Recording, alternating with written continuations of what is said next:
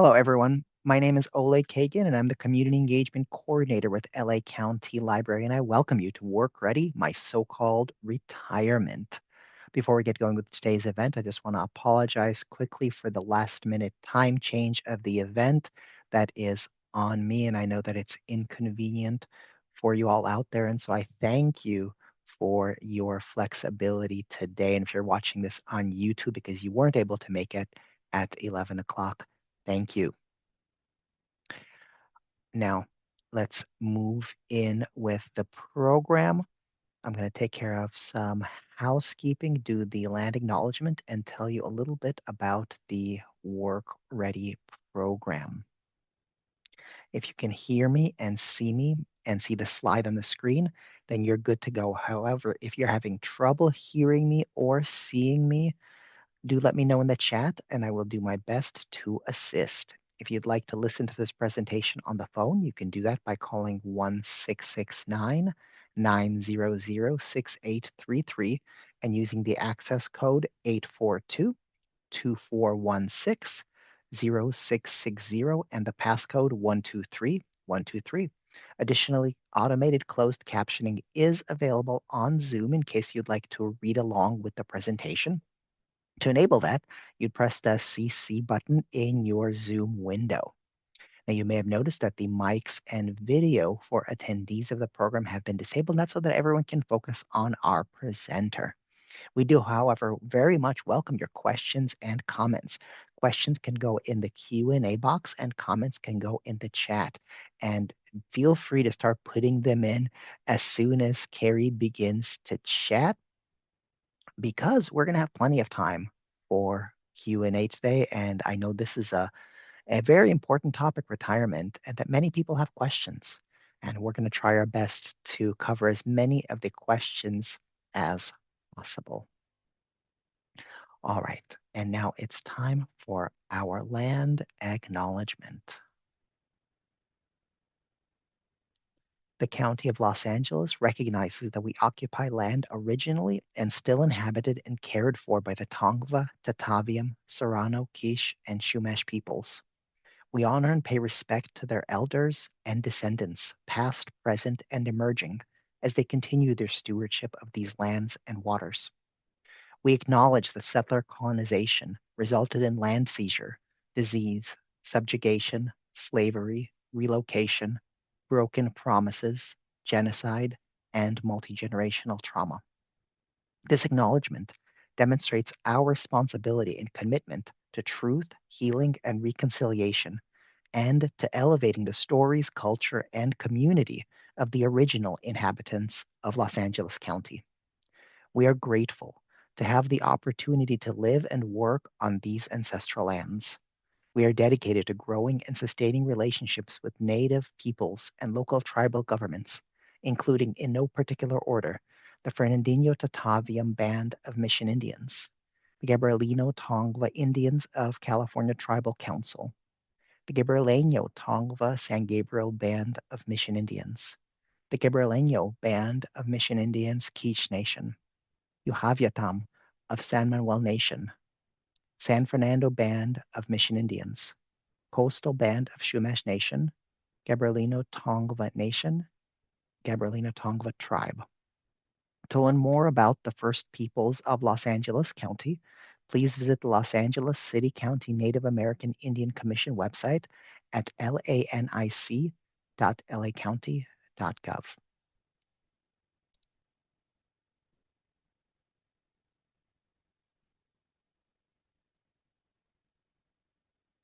All right, and now I'm going to quickly tell you about the Work Ready program, and then we're going to get into my so-called retirement. Work Ready started in December of 2020 when the library was lending laptops and presenting these virtual events from a variety of our libraries. These events have covered a range of work-related topics to help people get a job, improve their work situation, and plan a sustainable career path. Notice you can see over 100 of our past events on our YouTube channel in the Work and Career playlist, including several of Kerry's past events. If you like this one and you want to see more of what Kerry has to offer, including talking about her previous books, you can find that easily through our YouTube playlist, which I just put in the chat. Now, if you're interested in what we have coming up next, I have that information as well, and that is Work Ready, Overcoming Toxic Work Environments. That's going to be on Tuesday, March 24th at 11 a.m. I promise, 11 a.m. When workplace culture turns toxic, it's easy to feel stuck or powerless. Join us for an event that teaches you to stand in your values and use your influence to transform challenging situations into opportunities for constructive change. That is a program that is for adults, and it is, of course, free to register. We had a question in the chat. Will that event be in the newsletter? Absolutely. It will be in our weekly library newsletter. And if you don't want to click on the link that I just posted in the chat, you'll be able to click on the link in our weekly email newsletter and register that way. Once again, Tuesday, March 24th at 11 a.m. for Overcoming Toxic Work Environments. And if you're interested in more library programs, you can find them on our website at lacountylibrary.org. You click the link that says events right in the middle in the navigation bar, and you can access all of our events for all ages, kids, teens, adults, older adults, virtual and in-person programs out of our 87 library locations, all free and all available to you. All right, now it's time to move on to today's program, the reason we are all here today, and that is my so-called retirement. To present this program, we have Kerry Hannon.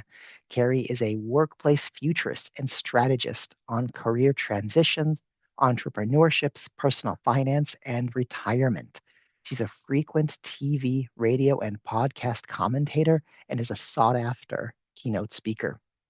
Formerly an expert columnist, opinion writer, and regular contributor to the New York Times, MarketWatch, Forbes, and a personal finance and entrepreneurship expert on the PBS website, nextavenue.org.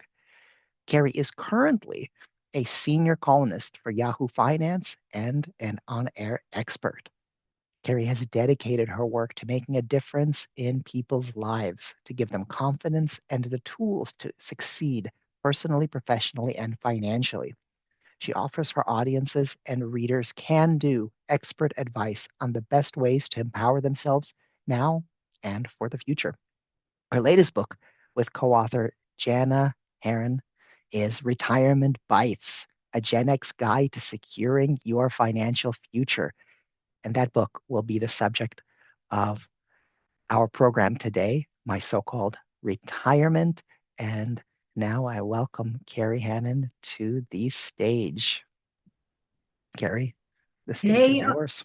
fantastic. So great to be with you, Oleg, and all of you. Thanks for coming on to join us this afternoon, or I guess it's late morning. I'm on the East Coast, so it's a little bit later for me. But I absolutely love this new book, but why wouldn't I? And it's all about Gen X. You know, it's called Retirement Bites because it's kind of a flashback and alluding back to the movie that sort of defined Gen X, Reality Bites, right? That was all about the anxiety of facing adulthood.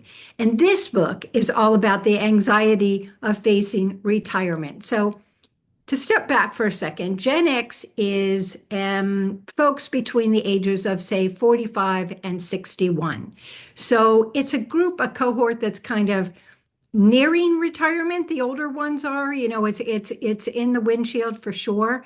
But there's still younger Gen Xers that have plenty of runway ahead to make changes and their financial lives in order to create a really successful financial future. But what I'd like to, you know, kind of to step back and say, oh my gosh, like why this book now? And part of the reason why I wrote it is that a series of studies came out last year and the year prior to that, all focusing on how Gen X is woefully unprepared for retirement, and they're really fallen behind and so forth. And so, I wrote a few columns talking about this whole idea of this generation kind of being unprepared for their financial future. And I can't explain to you how many emails and comments on these stories and millions of views. I mean, it just went haywire. So I said to my editor, "Hey, listen, we've got a book here." And I went out, and actually my editor happened to be the co-author of this book with me, Jana Herron. And she is a younger Gen Xer. She's at the young end of that. So she totally gets this. And I did a search and I talked to my agent, and I found that there was no books out there that really were talking to this generation about retirement. So off we went to get rolling on this path to sort of pull it apart and say, what are the challenges and why is this generation facing challenges that perhaps the boomers, that massive generation in front of the Gen Xers and millennials have to deal with. And so, sort of to break it down a little bit, and of course, if you recall, I mean, Gen Xers, and if you're one of them, give yourself a pat on the back. This is the coolest generation. I mean, totally scrappy, ride your bike without a helmet, drink water from the hose. Your parents had no idea where you were. You were latchkey kids, you were do-it-yourselfers. I mean, this is a crowd that really, like, I would have to say, raged against the machine, right? So this generation, even if they're lagging behind in retirement, trust me, is going to get it done. But the fact is, there were some challenges that Gen Xers did come up against that boomers did not, nor do millennials and Gen Z have to deal with. And the number one thing, and just to focus on the financial piece of it right now, is that as they entered the workforce, the 401k was just getting started, right? Pension plans, the traditional pension from your employer that set you up for a lifetime income once you retired, those were fading away. And the 401k became the new default way to save for retirement for employees who were lucky enough to have an employer that offered one of these. Now, I will say that only about 50% even today, employers offer their employees an employer-provided retirement plan. But for those who did have access to a 401k through their employer, back then there weren't a lot of choices. There were just a couple of investment opportunities there. And you couldn't put that much aside in it, to be honest with you. And there was absolutely no financial education around what these were and how they operated. And so it was the ultimate do-it-yourself retirement getting started. Now, today, people are more comfortable with the idea because they really have become ingrained in our workplace culture in many ways. And with recent law changes, there's automatic enrollment for new employees into a plan. There's automatic escalation, which bumps it up year after year. Gen Xers didn't have the luxury of these sorts of things. So, even many people didn't even get started with these plans. But I will tell you, in my case, I did have one of these when I was 25. And when I changed jobs at 30, I cashed it out. Nobody told me that that was a particularly bad idea. And when I look back now, I mean, honestly, it wasn't a huge amount of money, but what it would have amounted to today, even if I added nothing to it, is significant. So, I mean, that was just sort of eye rolling. So I think Gen Xers had that. They also lived through two economic downturns, and the dot-com boom and bust, really made Gen Xers just a little bit wary about investing in equities and in the stock market, which, as we know, is sort of, you really need to have equity exposure in your retirement and your investment accounts because they provide the juice over the long haul. Traditionally, that has been balanced with, fixed income and bonds to a certain extent, but really that's the power behind it. And they're like, yeah, I don't think so. They lost a lot during that time. So there were those challenges. And then there was this, and maybe you all remember this if you were just getting started in the workplace back then. All of a sudden, plastic was the way to be. I mean, I personally was getting credit card offers constantly, and I wasn't making that much money, and I'm pretty sure I wasn't a great credit risk either. But here's the deal: is this generation got very comfortable with paying for things with plastic, with credit cards.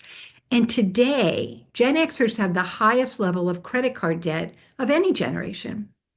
The second piece of the financial sort of, and I hate to be Debbie Downer, so we're just going to clear some of these out of the way now, is that during the time they were in college, this is when the costs of going to a 4-year college really started to escalate. And many Gen Xers came out of college with quite a bit of student loan debt.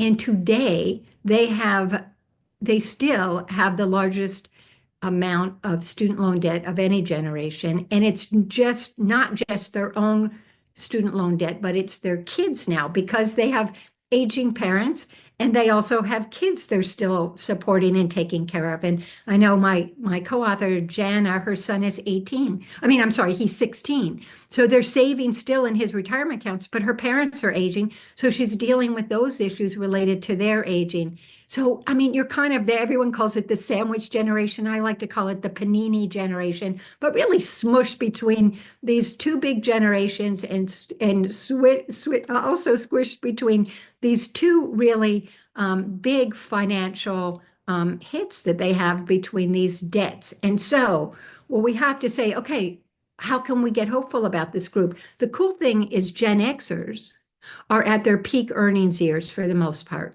So there is room to make a difference. There is room to play catch up, especially over 50, do those catch up contributions to retirement plans if possible. And Gen Xers actually have a lot of home equity. They did, get hit by the downturn, the economic downturn in '08, but they've bounced back clearly from all of that. And their housing equity is quite strong. So when you look at the whole, yes, they may be woefully behind in certain retirement savings, if you just look at it through that lens. But if you broaden it out and you look at the total wealth picture, it's not quite as doom and gloom.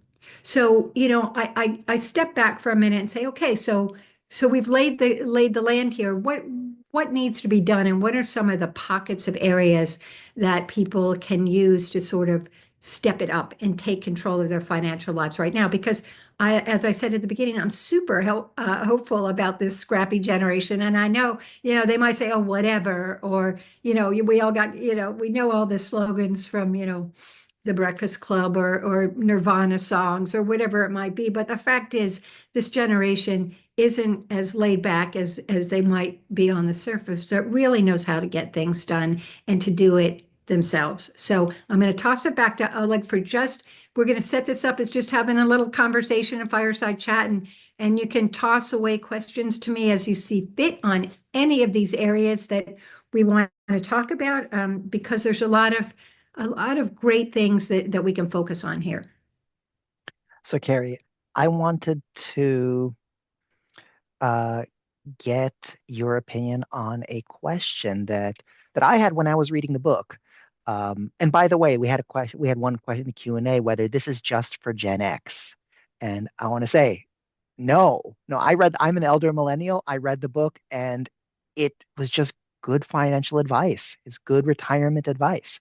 But so the question is, throughout the book, there's various statistics, and like you just mentioned, some of the statistics are kind of doom and gloom, and some of them are hopeful. So, are the kids all right? Like, h- what's the truth? And then if it's in an individual person, how does that individual person kind of quickly assess whether they're doing well, whether they're on the path to where they need to be? Yeah, I think I love that. I love that. Yes, these kids are going to be all right. Everybody's got a different path, a different story. So a lot of it is just sort of trying to get a grip on some of the major trends that we're seeing with this generation. But the number one thing that an individual can do, and I will add, you said it's good for millennials. This advice is also good for boomers. There's you Yes, still financial kind advice. but the basic point is you need to, when I would ask Gen Xers, who I interviewed for this book and Jan interviewed, we'd say, how much do you think you need to have saved for retirement? And inevitably, they would say, well, I need, a million, 1.5 million, and then I can retire. And then I know I'm going to be set up for the rest of my life. And we're like, cool. Okay, that's a great number. How did you come up with that number? And they'll be like, I guessed. And it's like, guessing is not a financial strategy. You cannot be throwing darts at this is, no, you might not get the precise number, but you need to get a little bit closer than I guessed. And so what the number one thing you can do is, okay, let's take a look here. It's simple. There are these retirement calculators on almost every financial services company's website: Vanguard, Fidelity, T. Rowe Price, Schwab, AARP has a good one. Once you take this action to just put in some of your own numbers, it can, like, oh, I'd like to retire at this age, and I currently have this much in a retirement account. They'll give you lots of other variables that you can personalize it. Once someone has taken that very simple action, and it doesn't take a lot of time, Oleg, there were studies show that they have better financial futures. Individuals who just have just the one thing of running a calculator, they it you know what it does is it gives you ownership of it, right? It gets you part of the process. Yes. You've taken an action. And it's really brilliant. And I think it's a simple way. The second thing is, and everyone will roll their, and I'm a big believer also, if you have access to a financial advisor that is affordable, that you trust, it's often good to get somebody who can get up on the balcony and really look at your entire wealth picture, from your home to your retirement accounts, outside savings, all of those things, even talking to you about your dreams and what you would want to do in your quote retirement years, which we can talk about later, that I'm not a big fan of even that word, but the point is to try to get some objective advice about what the lay of the land is.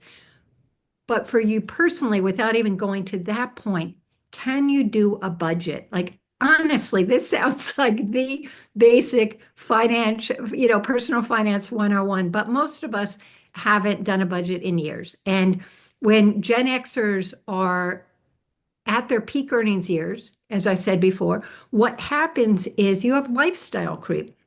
You've started to spend on things that you don't even realize it, like you're going out to dinner more than you ever have, or anything, or you're taking more vacations. None of that is wrong, but it's not being aware of how you're spending your money and what your priorities are and what's coming in and what's coming out. And geez, this is just rudimentary, but it also is another one of those action steps that goes like, you know what? I don't really value that. Why am I spending money on that? Maybe I can ramp up a little bit more into this retirement savings account over here and automate it. Automate that transaction. And particularly if you have a small business or you have a side gig, you're working independently, anything you can do to automate savings is going to help you get started and not delay saving. But like those are the two big things I think that can help people sort of start to get their head wrapped around this whole process. So that's a good point. You just taking us a tiny step into figuring out where to go. Because I know a lot of people feel like they're sort of like blissfully or anxiously ignorant about their finances, and Yeah. just taking that, looking at that calculator and getting a number, and then deciding, is that number the correct number? So, it, I mean, those are, getting a good sense of things. There, a lot of the book, though, and we talked about this a little bit before, is not specifically about numbers, but it's about planning. There's various steps: journaling, mind mapping. How would you describe the idea of sort of that self-reflection that helps people think about, the dream of what they want to do? Yeah. Oh, like I call it the inner MRI. It's like taking really a deep dive into yourself, getting quiet, getting still, actually letting yourself just play a little bit. It's okay to just have dreams.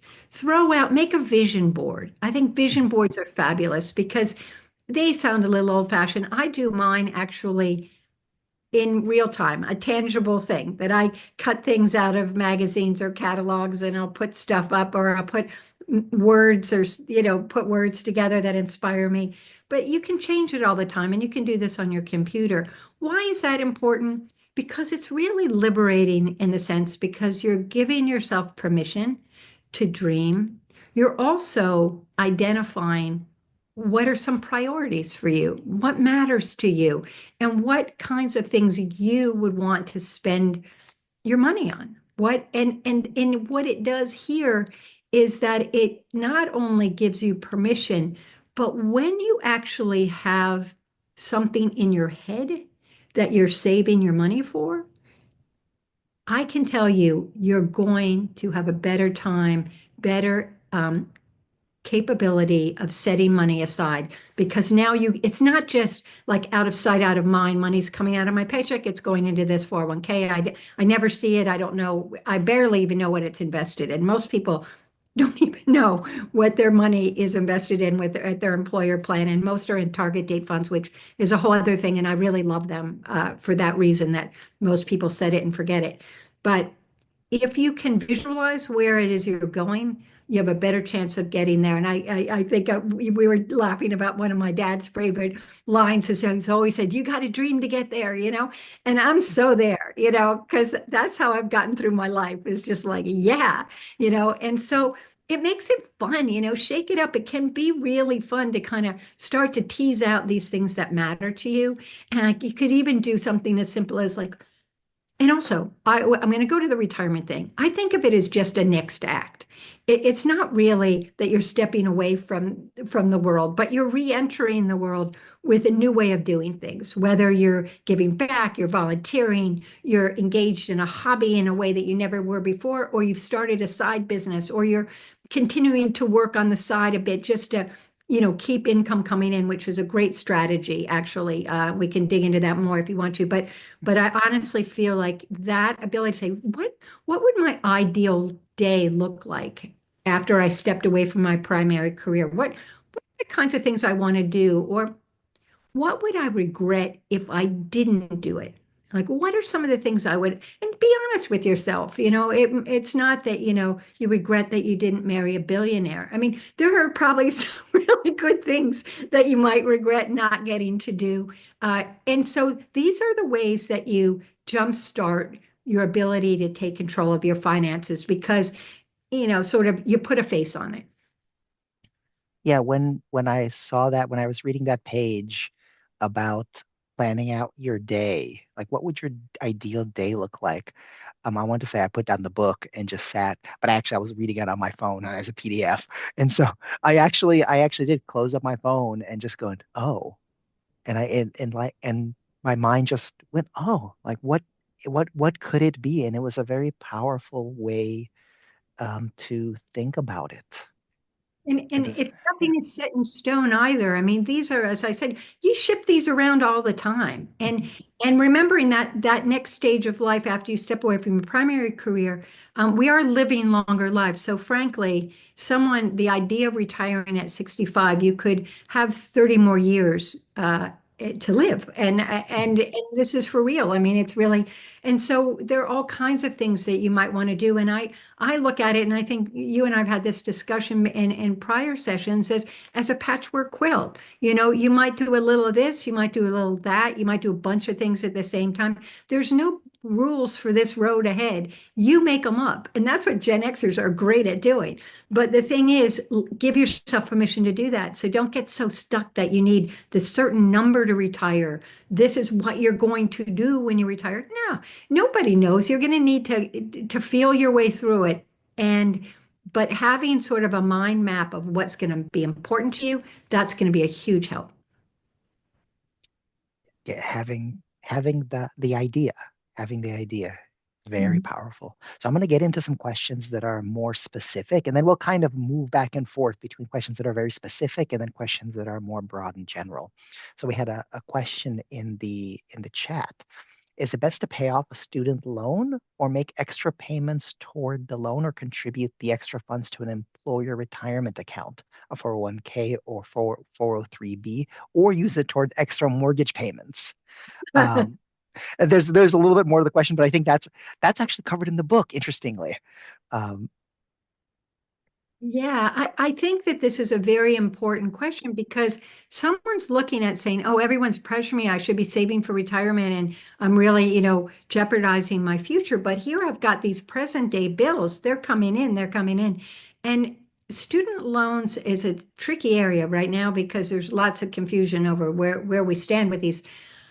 It probably is, if there's a way you can kind of divvy it up a bit. I think it's important to continue to contribute to a retirement plan, at least up to, if you're an employer plan and they match your contribution to a certain level, at least put in the amount that they're going to match you. That's free free money. money.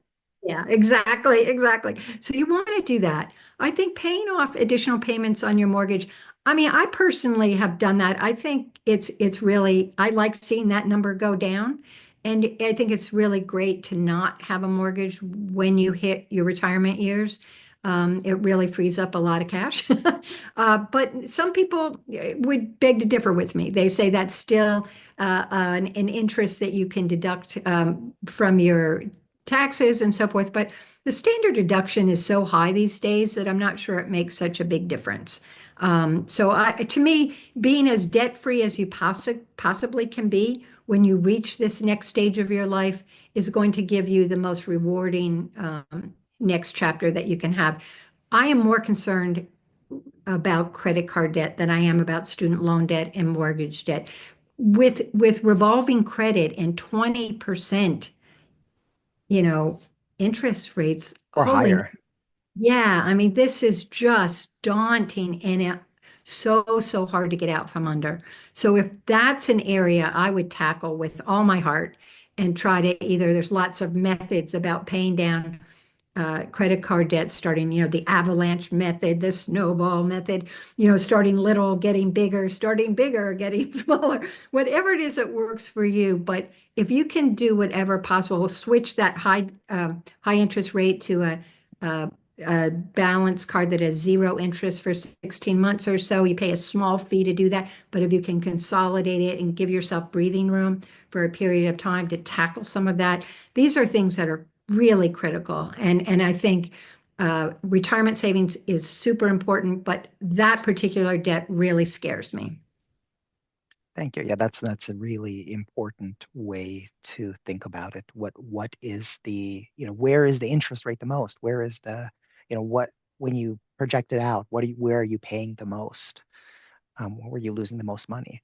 That's something that you mentioned a financial advisor earlier. Sometimes when there's many options and there are various levels of complexity, it's useful to talk to somebody who can put those things out there. Here's another question about choice. If you want if you want liquid retirement savings, would a 401k, Roth IRA, or CD be the best, or certificate of deposit, CD, be the best? So if you, as you near retirement, you really need to be shifting your savings for retirement, whether it's in an employer plan or in your own individual retirement account or even outside of retirement, just savings accounts that you have. You need to slowly be shifting so you have a cash liquidity. This is going to be really important because we've seen of late as well. I mean, this markets can be very volatile, and there's a lot of economic uncertainty.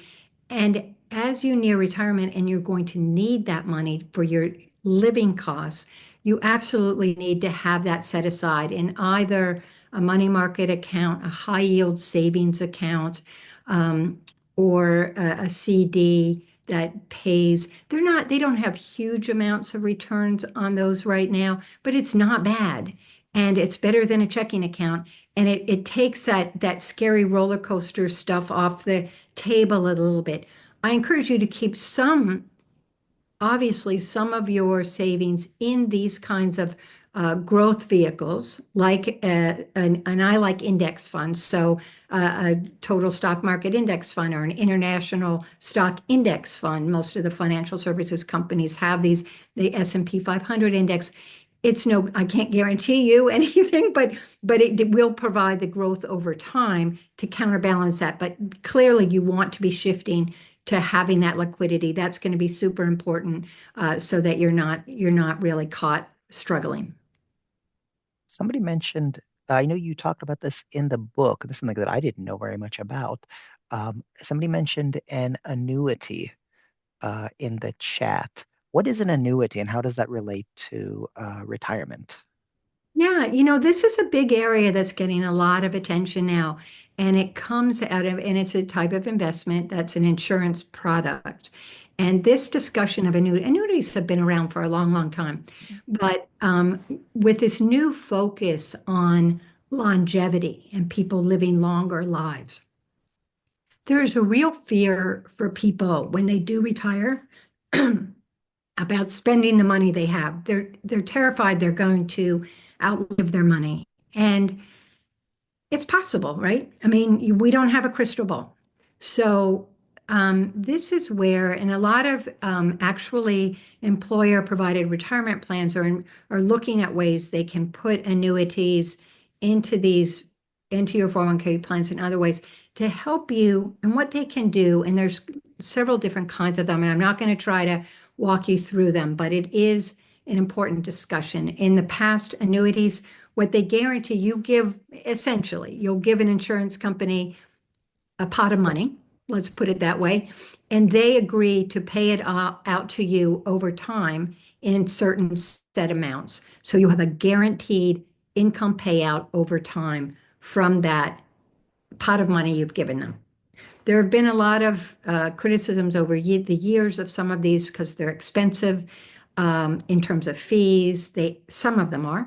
They can be. It's hard to get the money out. Like if you put the money in, then you've given it to them. So then you have to wait it out till it starts to pay out to you. You can't just change your mind quickly and withdraw that sum of money.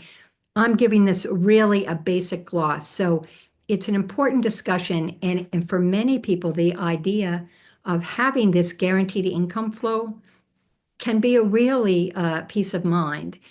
For others, there's still a red flag because you need to be careful about what product is you've selected and what the actual rules of how it works are. But I will say that one of the biggest problems with people when they hit retirement and they need to start, our whole life, we're told to save, save, save, save, save.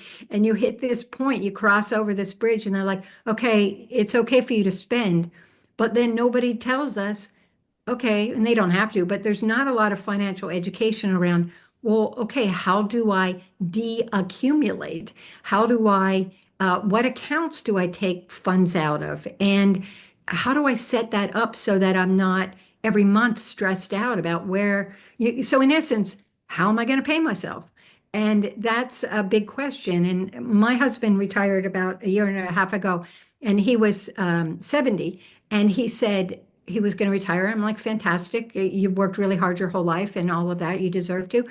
And I said, just figure out how you're going to pay yourself because, that's your number one thing. And he did. He sat down with a financial advisor. He figured out how to do this and to pull that money, as we talked about earlier, liquid, put it in liquid things so that he knew he had a cash cushion moving forward for at least a year or so worth of his expenses and maybe more if you can do that. So again, thanks for the question, annuities. There's lots of great resources out there, and I really encourage people who are interested to learn more about them. But again, it's a product that has gotten a bad rap in the past, but there have been significant changes, and we're seeing a movement towards that idea of how do we make it easier for people to spend down their money in retirement because people don't want to look at their retirement accounts and see that they've gone down. And if Hmm. you're taking money out, they're going down. That's It's the the law. laws of financial physics. But we're also conditioned to look for it to go up. So I had a bigger picture question, actually. Now we've gotten a few more specific questions.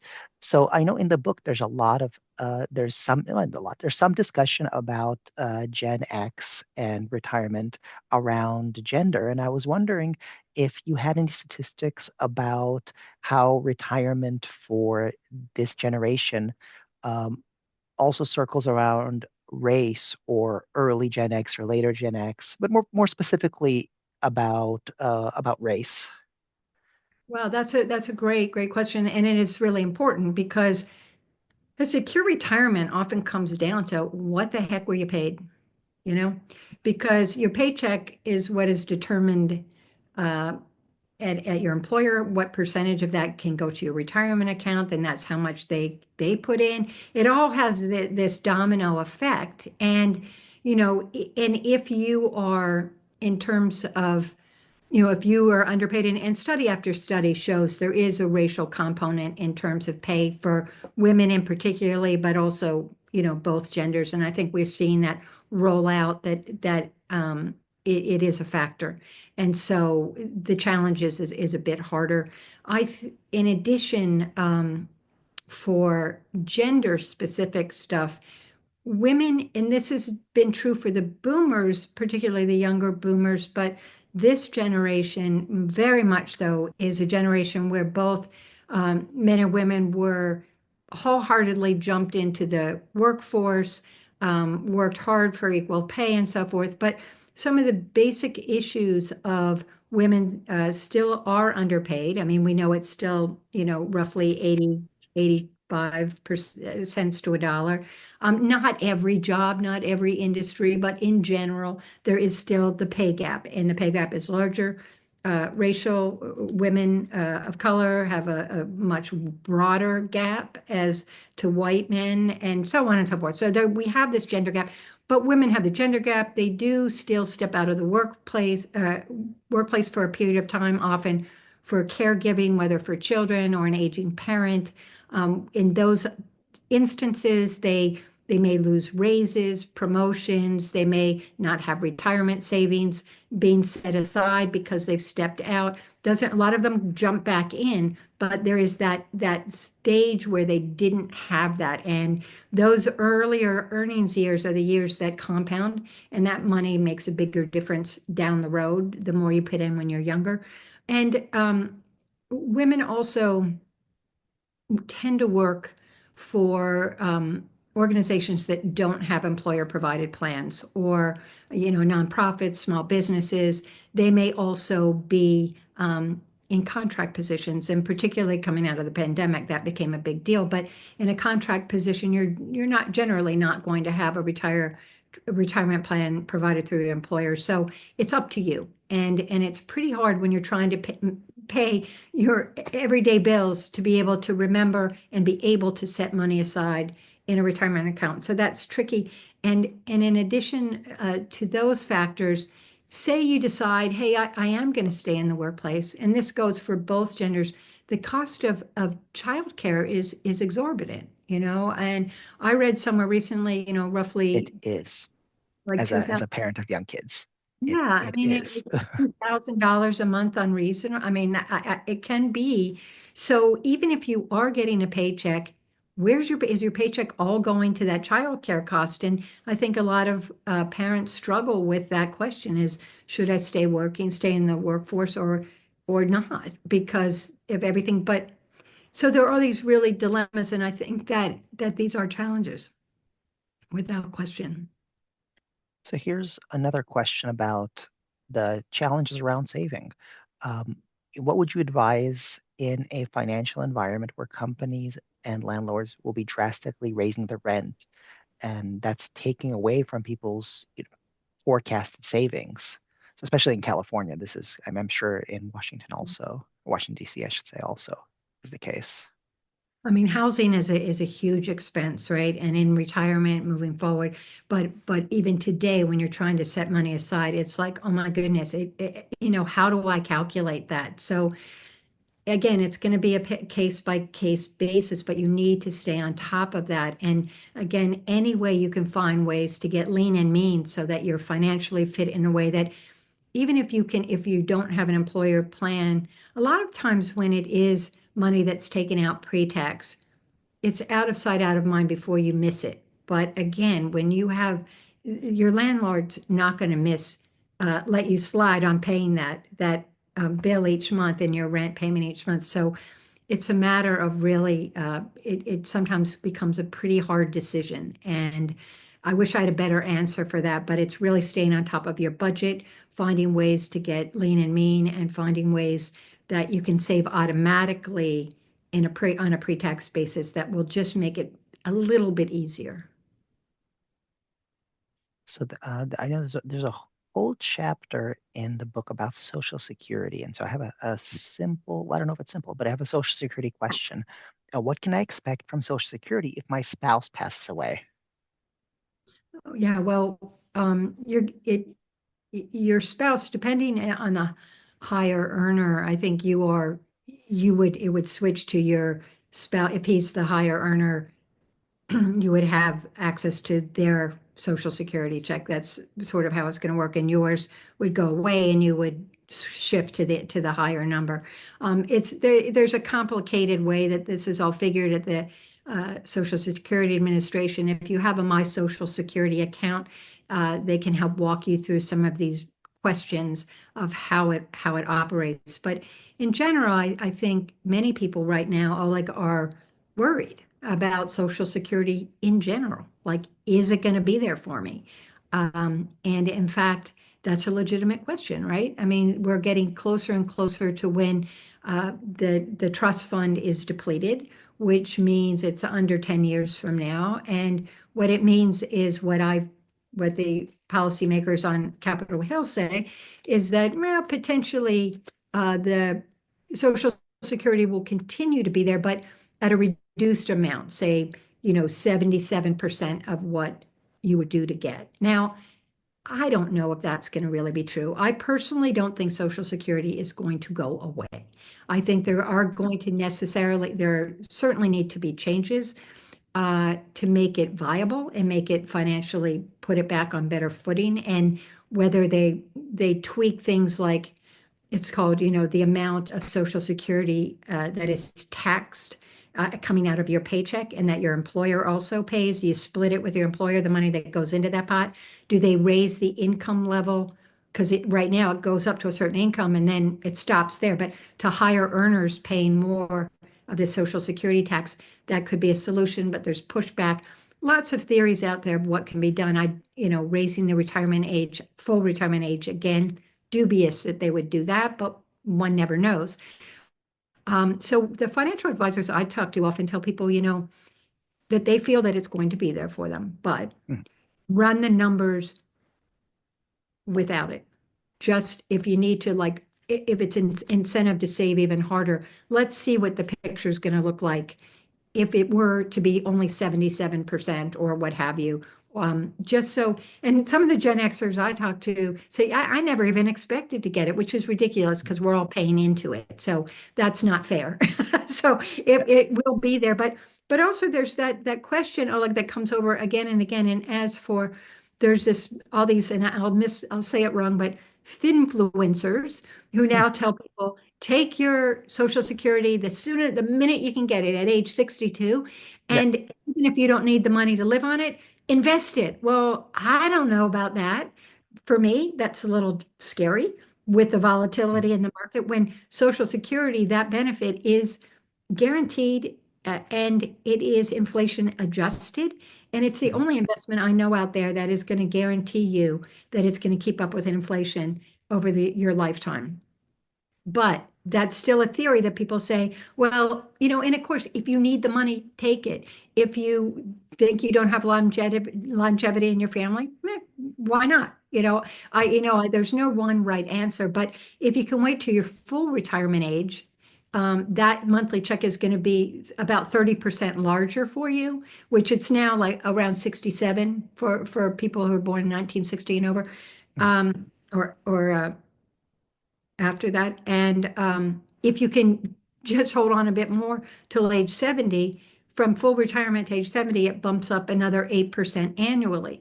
That Mhm. gives you the biggest check for a lifetime if and that's where the big question comes, how long do you think you're going to live? And even back to the question we had about if my spouse passes away, if your spouse has waited till age 70, they've got the biggest check possible.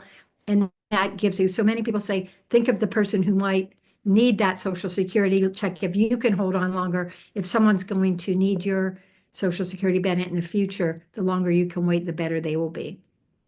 Yeah, you anticipated a question that was asked later on about there. Actually, you literally anticipated. Somebody said there's a lot of YouTube videos out there about whether to be taking the Social Security out at 62 and at 70. And you literally just answered the question. So I appreciate that. The kind of questions that are out there. And here's a question about faraway places. How do you feel about retiring abroad? Do you have any tips for someone interested in retiring south of the border or even Europe? Well, I'm so excited you asked that question. I actually just wrote a Yahoo Finance column on this very topic about 2 weeks ago. So if you search my name in I'm about Yahoo to search it Finance, right now. you'll find that article, and more people are choosing to retire abroad than ever before. I mean, Social Security says, the number of retirees that are getting their Social Security checks in foreign lands has, grown by double digits in recent years. And, for them, when you look at their numbers, the biggest countries are, and understandably, Canada and Mexico, because they're right close by, and it sort of is a no-brainer. But we've seen a lot of people moving to Portugal, to Spain, to Italy, the UK, Ireland. Many of these countries, Greece, many of these countries have incentives for retirees who choose to come there and to live there and invest if they buy a place to live or what have you. There's lots of encouragements. The biggest reason when I talk to retirees who have taken this path that has sort of pushed them to move abroad is the soaring costs of medical costs in America. And, even with Medicare, out-of-pocket medical expenses are growing so rapidly, and that in many of these countries, healthcare is, in fact, quite a bit less expensive. And the retirees, there's a couple of good lists that I mentioned in my column, Live and Invest Overseas and International Living. Each year they do very detailed reporting on everything from climate to cost of living to healthcare, all of these things, these little factors, and they have people right on the ground actually getting a sense of what it's like to live in these communities. But they track it, so you get a sense of what it might be like. But there's some really there's a lot of, and I will say, and it's, I'm not trying to be political, but another reason people have chosen to take the leap and retire overseas is because they're sick of the sort of unease and the political tension in this country, and they just want a quieter, calmer lifestyle if possible. And so it's getting away from these soaring costs, getting a different lifestyle, and embracing a different culture. I think a new adventure too. Now, if you need advice about do you want to do this, one of the couples I interviewed for that story, they settled in Porto in Portugal, but first they went and they visited. They took a long visit there, and they talked to all their friends and family who had been and spent time in Portugal. Then they went and they rented a place for 6 months, and they lived there, and they got a feel for the community, and does this feel right, and how does it work, and am I going to miss my family, am I going to get homesick? They tried it out, so to speak, and then they decided to commit. So it's really doing your homework, doing the research, talking to other expats who have moved there. And maybe if you do want to continue to work in retirement, like how does that work? What are the taxing rules and regulations that uh, we have? And I have a link in my story that has right here where you can go at the IRS to look at how the U.S. will tax stuff if you're still a U.S. citizen and getting your Social Security there. There's some nuances in all of that, but you want to just kind of try it out, see what the work situation, if you want to work on the ground. But in today's world, you could do a part-time one. The gentleman in that couple I mentioned, one of them still works part-time as an accountant, but he does it virtually, and it's not a big deal, and it's easy. But And you might find that, friends and family do really like to visit you, and it's not so hard to get back home. But those are some of the important things. But check out the incentives, taxes, the cost of living, your health care, that all of those pieces, they're all going to be critical to your ultimate happiness. So don't do it rashly. But if you're interested in retiring abroad, you're going to have lots of company. Thank you. So here's a question. I'm curious about this as well. At what point should I let compounding in my Roth IRA do its job to reach the target retirement amount and stop contributions? Any excess funds can be used to pay off mortgage, emergency savings, etc., assuming that I still maintain the minimum employer match in my 401k. Oh, yeah, good question. And yes, yes, yes to that emergency savings thing, because the one thing that Vanguard just came out with a survey last week that was showing how more people than ever are withdrawing from their retirement accounts early uh, to pay for medical costs and foreclosure on homes. Those are the two big things, eviction and medical costs. I mean, cheapers. And so it's not a huge amount of money. I mean, it is a lot of money, but it's not, it's $1,900 was the average amount they withdrew. But if you could have an emergency savings account, um, set aside that can help you from tapping into those retirement accounts, and it's really hard to do. Once again, if you're living paycheck to paycheck, this is not an easy skate. Some under Secure 2.0, which was a law that went into effect a year or so ago, employers are now able to help you set up emergency accounts in a similar way that your retirement account is. So maybe your employer does that, but regardless, if there's any way you can sort of start slowly automating, putting some money aside for that, that will help. Okay, the question about yay for you having a Roth. I mean, love, love, love the Roth. I mean, that has definitely set you up for not paying taxes when you pull that out on the growth and so forth down the road. I love it. And when do you stop contributions? It's really it's in your ballpark. I mean, you're definitely from studies show that it's the money that you put in your 20s and 30s that really has the massive impact on compounding. The money you put in your 40s and 50s doesn't have quite as much power. The oomph is not there because you don't have as many years and so forth moving forward with that contribution. So it's really a gut sense of what you're doing. I don't think there's anything wrong with always tossing a little money into a retirement account that the growth of it is not going to be taxed when you take it out.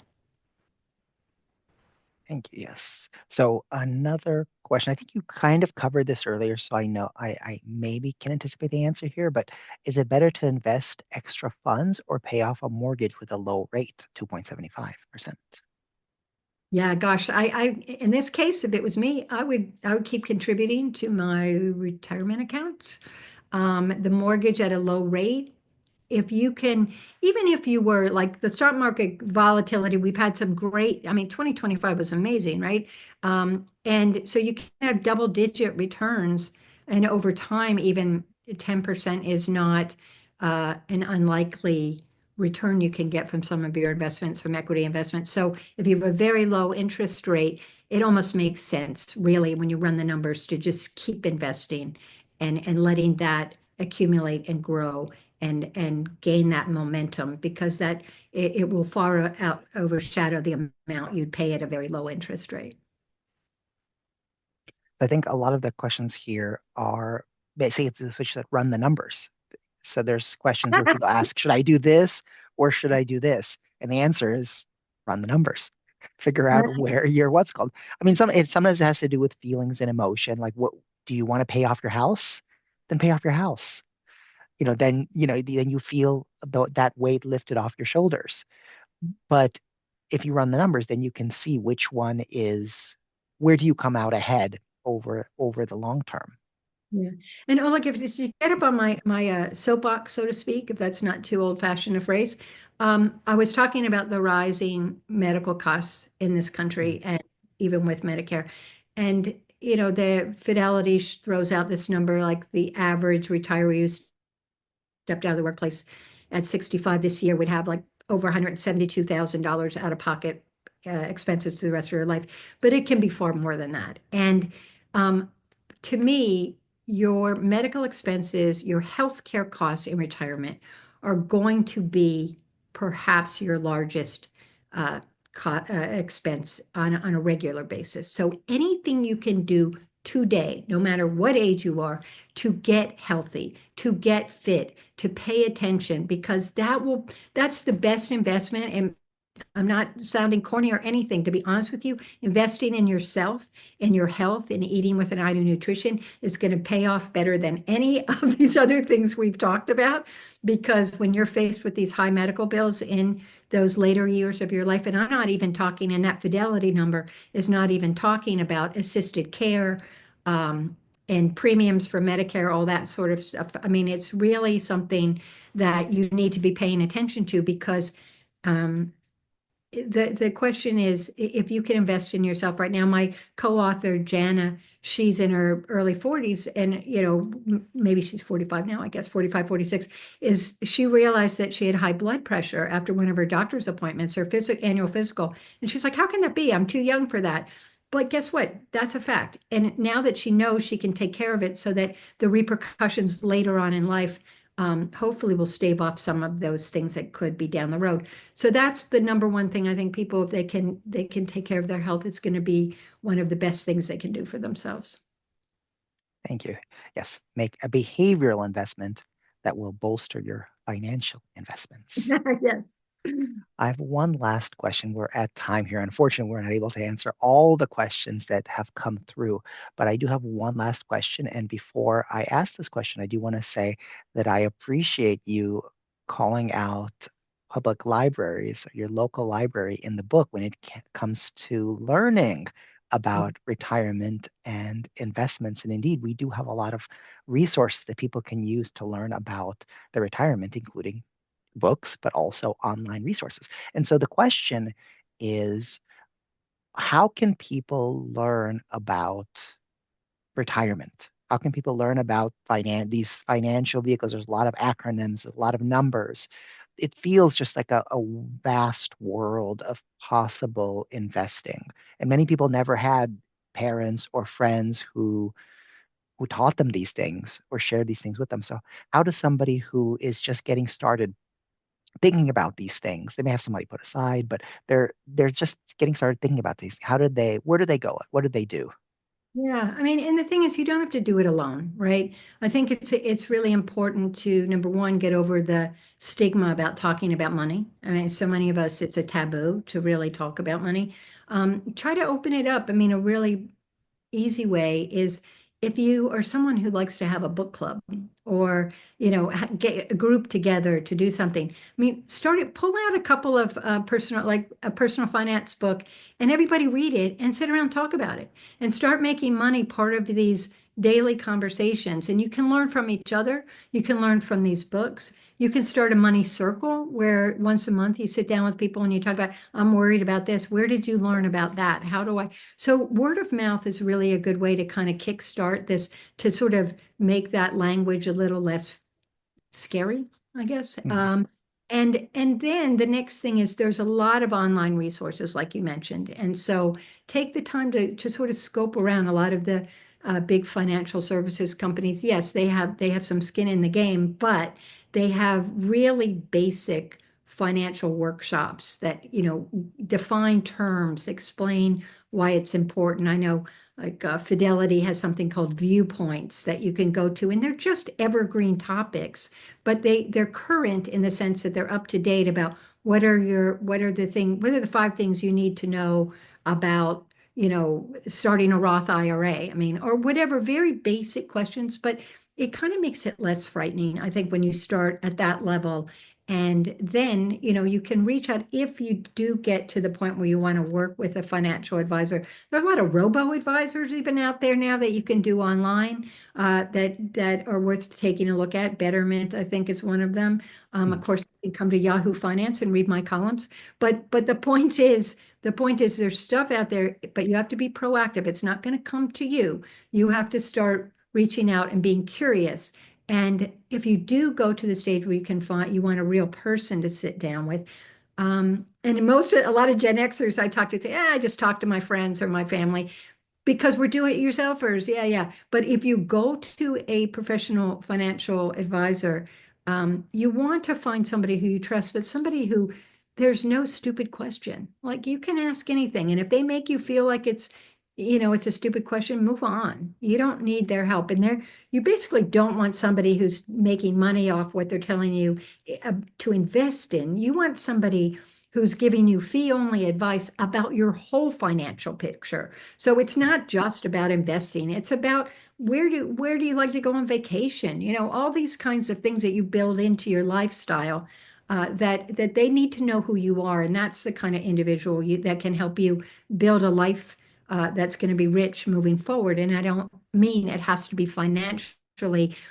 millionaires. What it means is that you have a solid financial footing under your feet. Thank you, Kerry. Solid financial footing is a good place to conclude for the day. Thank you so much for this very, very informative presentation. I know the folks out there received all kinds of information that they can then look up. Kerry's book is called Retirement Bites, a Gen X Guide to Securing Your Financial Future. It's by Kerry Hannon and Jana Heron. You can get it wherever books are sold. We're going to try to get a few copies for the library as well. So once again, thank you, Kerry, and thanks to all the folks out there. And of course, we will see you next time.